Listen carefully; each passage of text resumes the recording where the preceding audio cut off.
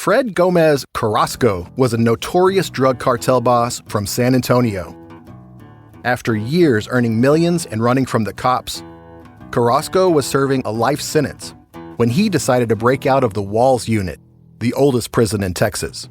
Carrasco and two henchmen took over the prison library. They held teachers and librarians captive as Carrasco bartered for his freedom. Now there's only one way that these people will see the light again, and that's for you to cooperate. The standoff set off one of the worst hostage crises in American history, the 1974 Huntsville prison siege. This will be our last day to live if somebody doesn't come through and help us. They're desperate men and they mean business. He's fixing to shoot me. I'm fixing to die if you don't do something right now. And the rest of us in there are going to die too. These people don't have anything to lose and they're serious. And it's all on tape. Fred, the governor's on for you. The governor wants to talk to you. He can shove it. From Imperative Entertainment, this is Standoff. Dead or alive, I'm going out. Listen wherever you get your podcasts. This podcast is intended for mature audiences.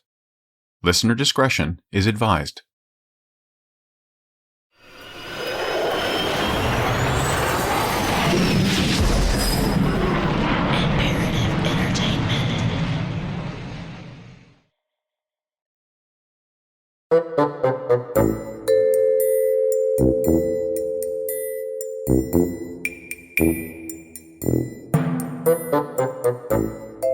Scams have been around long before recorded history, and have taken form in sometimes silly and sometimes diabolical ways.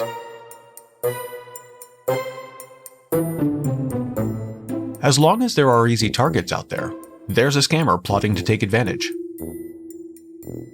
We will probably never know if the first scam ever involved fire insurance for cave people. But what we do know is that the first scam to make it into the history books occurred in the year 300 BC.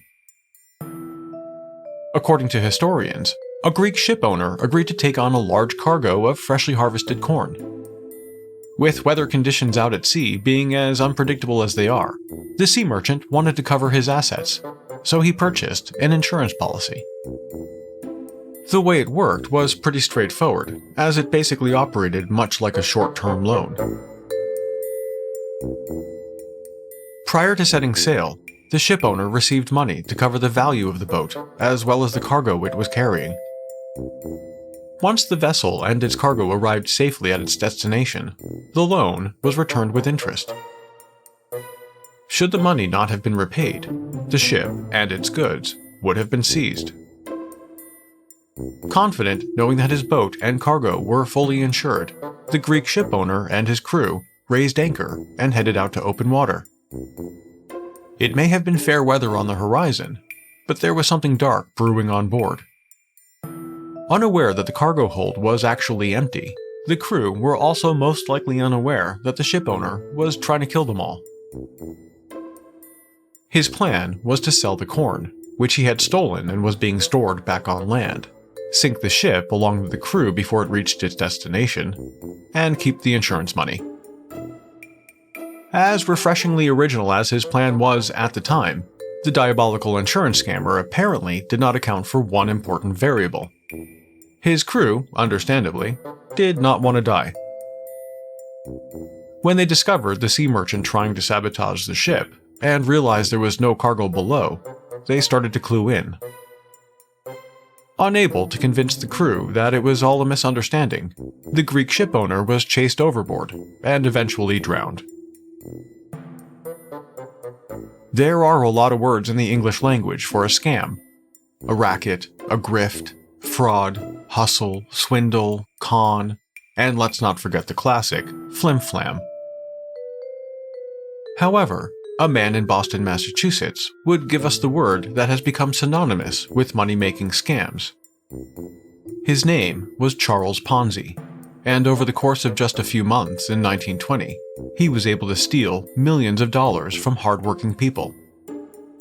Strangely though, not a single person who excitedly gave him, in some cases, their entire life savings, knew exactly what they were buying. All they understood was that he had promised them a guaranteed return of 50% on their investment.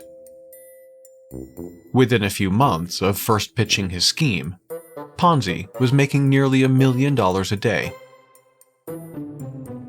When journalists started to look into how it was possible to guarantee profits, let alone promising a 50% return, they realized that the investment product he was selling was nothing short of ridiculous. He was basically buying cheap stamps from overseas and selling them back to the US government at a higher price. After some simple number crunching, journalists calculated that it would take the equivalent of several cruise ships filled with stamps to yield the profits he needed to pay all of his investors. The scam was logistically impossible, and yet Charles Ponzi sold it like he was selling a bridge in Brooklyn.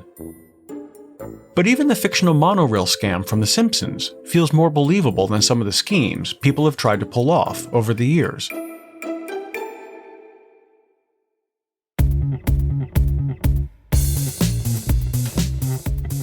Remember the popular emu craze of 2012? Neither do I, but it happened. First of all, a quick refresher. The emu is the world's second largest bird next to its cousin, the ostrich. It stands over 5 feet tall, weighs in at over 150 pounds, it's native to Australia, and like the ostrich, it cannot fly. So, when the huge birds from down under started to arrive on a farm in India, it naturally drew some curious looks. The farm, with its out-of-place looking residents, started spreading the word that they were offering cash to people who would raise their emus. With an initial investment of around $3,000, investors could buy an emu chick and cover all costs until the bird had grown to a certain size. The emu farm would then buy the bird back, at a net profit to the investor. It didn't take long before they had tens of thousands of investors, breeding almost 100,000 giant birds. Contract farming, as this process is called, is not uncommon. If someone has the land to do it, in many cases it's a reliable source of income. Emus, however, are not the easiest animals to raise. Emus can live for 30 years, and they consume several pounds of food a day, making them relatively expensive to care for. But the rate of return the emu farm was offering was too good to pass up. In fact, it was too good to be true. The emu farm was using the money from new investors to pay back the original investors in a classic Ponzi scheme.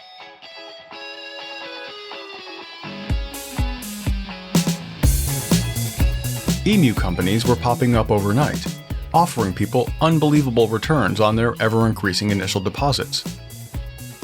If an investor happened to live in an apartment with no space for breeding their own birds, no problem. For a lot more money, an investor could join at the VIP level, where the company would raise them for you at one of their facilities.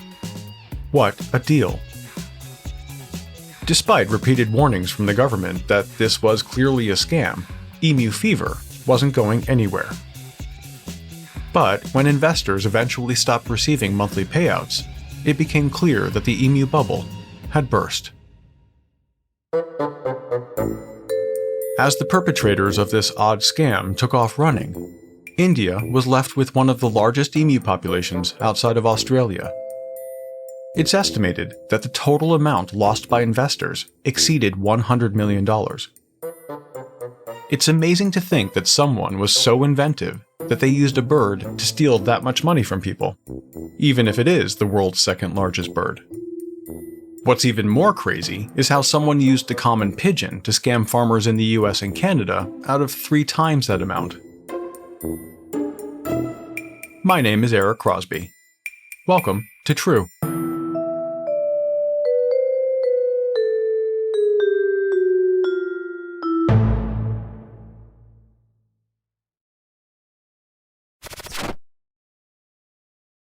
If you're looking for a new true crime podcast to binge, I've got one for you. Set in Indianapolis in 1977, American Hostage is a suspenseful true story starring John Hamm as Fred Heckman, a beloved radio reporter who is thrust into the middle of a life-or-death crisis when a hostage taker, Tony Kuritzis, demands to be interviewed live on his popular news program. Stay tuned after this episode to hear a preview of American Hostage. Geico asks, how would you love a chance to save some money on insurance? Well, of course you would. After all, who doesn't love a great deal, right? And when it comes to great rates on insurance for all the things in your life, Geico can help. Like with insurance for your car, truck, motorcycle, boat, and RV. Even help with homeowners, condo, or renters coverage. You could save even more with a special discount when you bundle your coverages. Plus, the easy-to-use Geico mobile app available 24-hour roadside assistance and more. And choosing to switch to Geico becomes an easy choice. Switch today and see all the ways you can save with great rates and discounts. It's easy. Simply go to geico.com to get a rate quote or contact your local agent and get started seeing how much you could save.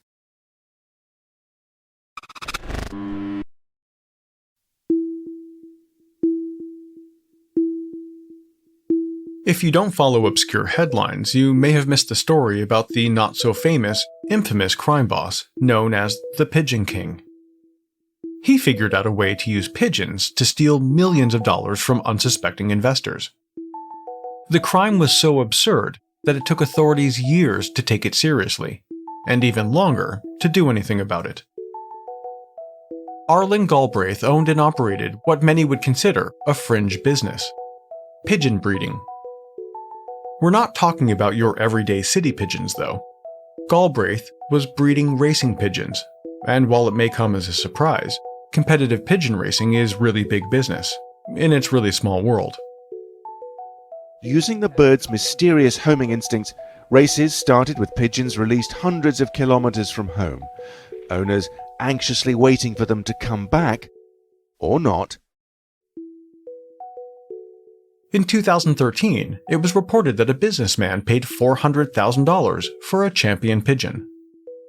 That particular bird was trained in Belgium and was named Bolt, after Jamaican sprinter Usain Bolt.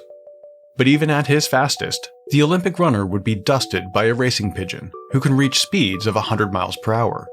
And in that sport, speed equals money. In 2015, the first place winner at an annual South African race flew away with $150,000 in prize money. Since then, things have skyrocketed. In 2019, a retired racing pigeon was purchased for an astonishing $1.4 million. Okay, bidder in China just brought a prized pigeon at auction for nearly $1.5 million. The bird's name is Armando. Armando's fast. Considered the best long-distance racing pigeon of all time. It's according to the website that organized the sale. The high price was a result of a bidding war that went on for several hours between two parties that wanted Armando and eventually made him the most expensive bird ever to be sold at auction. $1.4 million for a pigeon. Before this story, I would have believed you if you said the world record price for a pigeon was $6. Arlen Galbraith was no stranger to the world of pigeons. Before opening Pigeon King International in 2001, the 73-year-old had already spent over 50 years farming birds. As he began raising money for the new enterprise, Galbraith told potential investors that he had created a genetically superior racing bird, and that he had already sold many of them to satisfied racers. He was known to boast about selling his birds to pigeon racing's most famous celebrity, heavyweight boxing champion Mike Tyson. For years, the professional fighter had been an outspoken advocate for the sport and started raising his own birds as a child. This is something I absolutely adore doing, of course. I'm a pigeon man. Anybody that's familiar with having the pigeon bug knows this is going to be amazing to all the other pigeons. Yet, even though it was doubtful that Tyson had ever purchased Galbraith's pigeons, it didn't stop him from using the boxer's picture at those early sales presentations. He would talk about the popularity of the sport around the world, and the lucrative prize money being paid. He provided little as far as details went, but was known to talk on and on about the industry and the opportunities within it. He had a no-pressure sales pitch that seemed to resonate with his target audience, typically small-town farmers looking for extra income. Galbraith would insist that interested investors do their research before giving up their hard-earned money. They were advised to go visit other farmers who had already started breeding the racing pigeons. Once they were satisfied it was a legitimate operation, then they were welcome to invest. In his sales pitch, Galbraith made it clear that his business was founded on trust and wanted to make sure that every investor believed fully in his vision. The no-pressure sales approach worked well, and it wasn't long before Pigeon King International moved from Arlen Galbraith's basement to a professional office building. Farmers were converting their old barns into breeding operations and buying up Galbraith's stock of young pigeons. At around $500 for a pair of birds, many farmers spent upwards of $100,000 setting up their operation. When the offspring were ready, they were purchased by Pigeon King International at a price of $50 each. In the first several years, the business was paying out an average of $10 million annually in returns. Some farmers claimed to be pulling in six figures from what started as a side business. By 2007, Galbraith had almost 1,000 investors, breeding hundreds of thousands of pigeons in both the US and Canada. But what started 7 years earlier as a business raising genetically superior racing birds suddenly shifted to the food industry. The pivot was in part due to the increasing skepticism about where the racing birds were going once they were raised and sold back to Pigeon King International. Some argued that the pigeon hobbyist market was not large enough to accommodate so many birds. They were not wrong.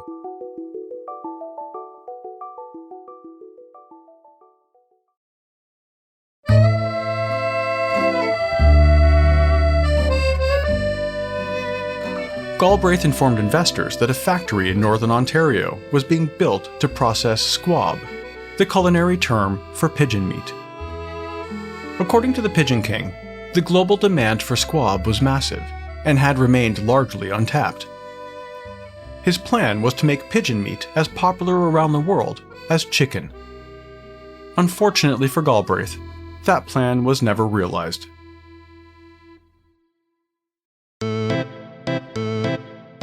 By the end of 2007, Pigeon King International's reputation as a legitimate business was being attacked. It started with a 73-year-old crime stopper named David Thornton. Considered a bit eccentric by those who knew him, Thornton had spent years exposing what he considered pyramid scams and Ponzi schemes. Once he decided Arlen Galbraith was running an illegal operation, he made it his mission to destroy it. The only problem was that, by all accounts, David Thornton came across as, well, insane. His campaign to end Pigeon King International started at a company open house for new investors.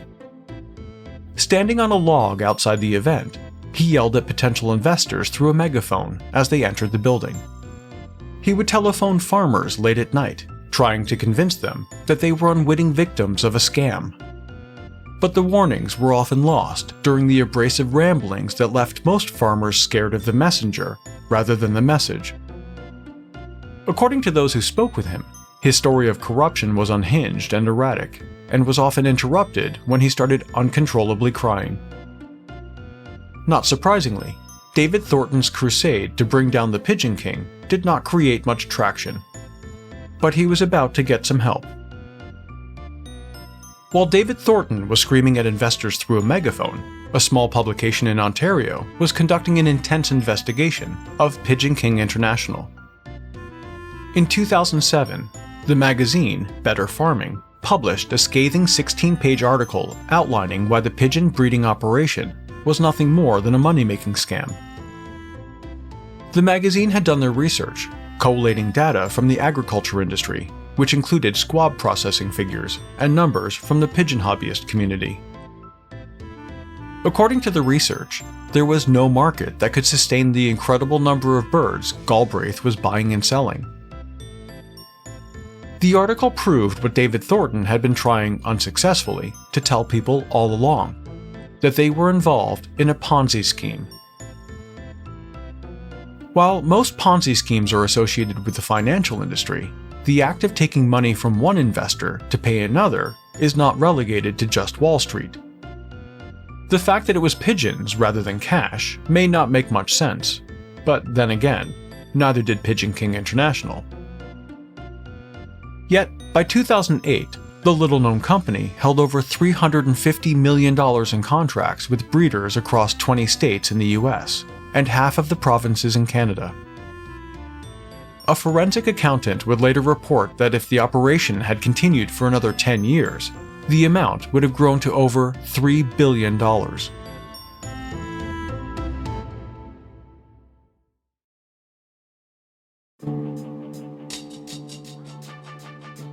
As the summer of 2008 rolled in, things were starting to crumble for Arlen Galbraith. The unrelenting bad press, complaints, and rumors had caught the attention of officials in several states where the Pigeon King did business. Washington, Maryland, and Iowa were the first to demand proof that the business was not an investment scam, or risk doing business there. Banks were starting to decline loan applications to breeders looking to invest in the company. The flow of money that for years had poured in was beginning to dry up. By July 2008, it was over. A letter that was sent to all investors a couple of weeks earlier explained in simple language that Pigeon King International was, quote, dead in the water. The letter went on to blame people like David Thornton for spreading fear and distrust within the farming community. Devastated investors were told that if they were going to blame anyone, they should, quote, blame the fearmongers. Cold comfort for the thousands of breeders operating across the US and Canada. The letter concluded by telling breeders that they could do whatever they wanted with the pigeons. With no market to sell them, and therefore no further reason to keep them, agricultural agencies began to worry that there may be a real-life instance of Alfred Hitchcock's famous movie, The Birds. In the film, thousands of birds descend on an unsuspecting town, causing destruction and chaos. With an estimated 500,000 breeding pigeons in the province of Ontario alone, officials had good reason to be concerned. To avoid a pigeon infestation on a biblical scale, immediate and drastic steps were taken. As officials and farmers worked together in what would be the largest culling of pigeons in history, Arlen Galbraith was hiding in a basement. He was laying low on his ranch in northern Ontario, as angry investors searched everywhere for him. The man who once claimed to be spreading the pigeon religion was now scared for his safety. It remained like that until his arrest in December 2010. He was charged with fraud and numerous bankruptcy violations, and released on bail a short time later. But the Pigeon King's freedom didn't last long. After failing with spectacular ineptitude to represent himself during his trial, he was found guilty and sentenced to over 7 years in prison. In 2015, Galbraith withdrew his appeal, a small acknowledgement perhaps of his own guilt. He was released on parole in July 2016, under the condition that he avoids contact with victims of the pigeon scam, and that he does not start another business.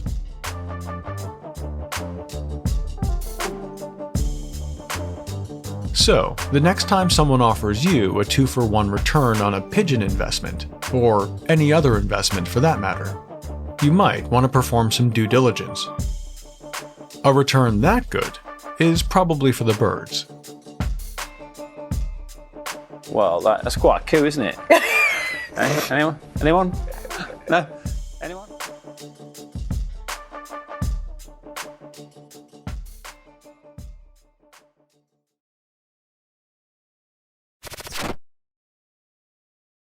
Fred Gomez Carrasco was a notorious drug cartel boss from San Antonio. After years earning millions and running from the cops, Carrasco was serving a life sentence when he decided to break out of the Walls Unit, the oldest prison in Texas. Carrasco and 2 henchmen took over the prison library. They held teachers and librarians captive as Carrasco bartered for his freedom. Now there's only one way that these people will see the light again, and that's for you to cooperate. The standoff set off one of the worst hostage crises in American history, the 1974 Huntsville prison siege. This will be our last day to live if somebody doesn't come through and help us. They're desperate men and they mean business. He's fixing to shoot me. You know, I'm fixing to die if you don't do something right now. And the rest of us in here are going to die too. These people don't have anything to lose, and they're serious. And it's all on tape. Fred, the governor's on for you. The governor wants to talk to you. He can shove it. From Imperative Entertainment, this is Standoff. Dead or alive, I'm going out. Listen wherever you get your podcasts.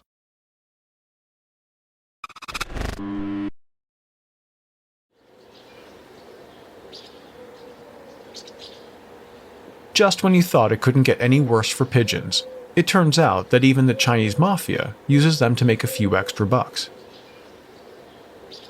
In August 2009, a person walking through a park in Belgium noticed a couple of men acting suspiciously. To the observer, it looked like they were dumping bags of garbage in the park. Upset with what they were witnessing, the passerby took several pictures of the men and contacted police. When authorities arrived at the scene, they expected to find litter, as the initial report had indicated. What they found, however, were the remains of 14 pigeons, each with one of their legs cut off.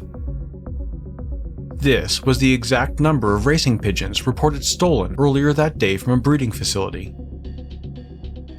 Using the pictures provided by the witness, authorities located and arrested the two men a short time later. The Chinese nationals in custody told police that they were in the country doing business in the pigeon trade. When asked about the 14 pigeons they were dumping in the park, they insisted that everything was in order. When the men produced documents appearing to show proof of purchase, they were released. Investigators believe the men were part of an organized effort to steal racing pigeons and remove the valuable identification tag from their legs. The tags were then placed on common pigeons, which were sold as high-quality racing birds. Top breeders can receive over $600 a bird, making them lucrative targets in this obscure underground market. The pigeons discovered in the park were just 14 of a reported 64 racing birds stolen from top breeders in Belgium in just a 48-hour period. People from China, even they know they have good quality pigeons in China, but they will not quickly trust other Chinese. They prefer to come to Belgium and buy pigeons from Belgium.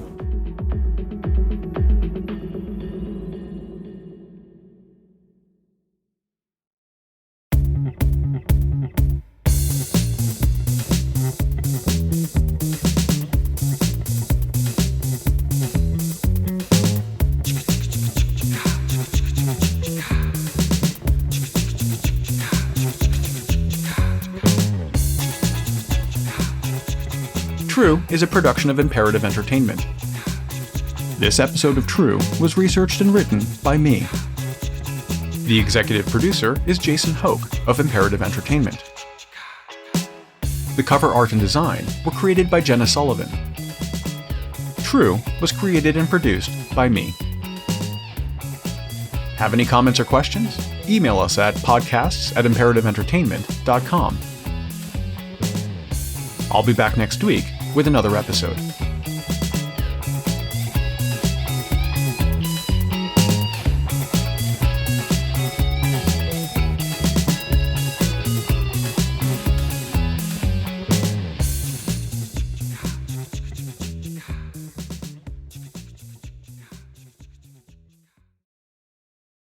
As promised, here's a preview of American Hostage.